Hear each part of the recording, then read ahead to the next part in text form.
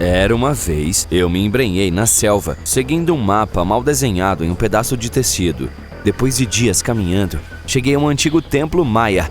Assim que pus os pés lá dentro, um som estranho ecoou. Me virei para sair, mas de repente o chão se abriu sob meus pés. Caí direto em uma tumba de 1600 anos. Finalmente dei sorte. Naquele dia, saí de lá com joias de jade brilhantes, conchas esculpidas, uma máscara sinistra do além e uma maldição que me persegue desde então.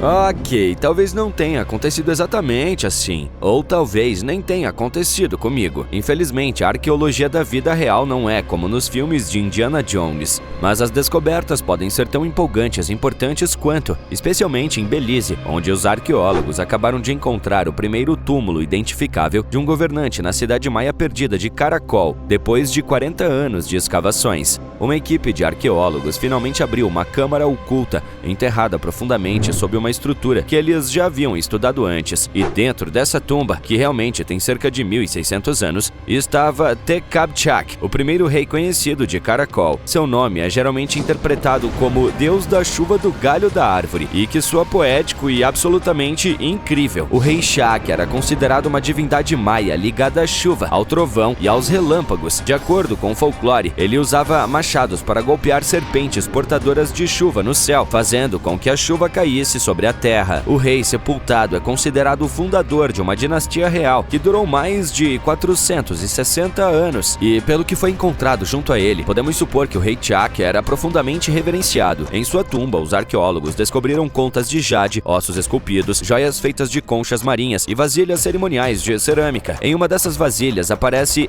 Xtua, o deus maia do comércio, recebendo oferendas. Outras mostravam prisioneiros amarrados, um símbolo de poder e conquista. Os arqueólogos perceberam que haviam encontrado um membro da realeza de alto status ao notarem a forte presença de cinábrio vermelho na tumba, um material raro e valioso no mundo maia, usado apenas em sepultamentos reais ou de grande importância espiritual. Havia também uma máscara de mosaico de jade, montada como um quebra-cabeça, cobrindo o rosto do rei com um brilho verde deslumbrante. O jade não era usado apenas por ser bonito ou reluzente, ele era sagrado e carregado de simbolismo, associado tanto à vida quanto à morte. Quando polido, o jade brilha como se tivesse sido mergulhado em água, frio ao toque no início, mas rapidamente aquecendo nas mãos. Para os antigos maias, essa qualidade quase viva fazia do jade uma substância dotada de espírito, por isso ele tinha enorme importância religiosa e espiritual. Era associado ao sopro da vida, à realeza e à eternidade. A máscara do rei Chak ainda não foi analisada detalhadamente, mas uma outra máscara famosa, a do rei Pakal de Palenque, foi feita com mais de 346 fragmentos de jade verde. Um trabalho minucioso e impressionante, digno de um rei eterno. Mas talvez o aspecto mais simbolicamente fascinante sobre esse rei seja que ele era velho. Não apenas um viveu bem velho, mas velho de verdade, sem dentes. Para nós, isso indica que ele não cuidava bem da higiene bucal. Porque não, você normalmente não perde os dentes só por envelhecer, desde que mantenha bons hábitos de limpeza e cuidados dentários. Por outro lado, segundo as lendas maias, os idosos sem dentes eram considerados dotados de poderes espirituais. Reis e xamãs atuavam como mediadores entre os diferentes reinos da existência, e muitas divindades antigas ou do submundo eram retratadas sem dentes nas obras de arte. Falando em reinos, a cosmologia maia dividia o universo em 3 camadas: o mundo superior, onde viviam as divindades; o mundo do meio, onde viviam os humanos, sustentado pelo casco de uma tartaruga ou jacaré gigante, e cercado por um mar primordial; e abaixo dele, o submundo, conhecido como Xibalba, um reino sombrio e complexo de espíritos e ancestrais. Acreditava-se que certas pessoas, especialmente governantes, xamãs e anciãos, tinham a capacidade de transitar entre esses mundos. Nosso rei era um governante, tinha um nome de divindade e era um ancião desdentado. Cara, o nível de poder dele devia ser simplesmente absurdo. Mas isso não é tudo. Aqui está a parte mais assustadora. A tumba estava enterrada embaixo de outra tumba que foi descoberta em 1993. Os arqueólogos estavam investigando um enterro diferente quando perceberam que havia outra câmara escondida embaixo dele. Um esconderijo interessante. Notavelmente, ele funcionou. Por mais de 1.600 anos, ninguém o encontrou. Isso faz com que a tumba de Tekabchak seja a primeira descoberta em Karakol que pode ser definitivamente vinculada a um governante conhecido, graças aos hieróglifos, ao contexto do sepultamento e aos artefatos. Se você não é fã de geografia ou história, provavelmente nunca ouviu falar de Karakol.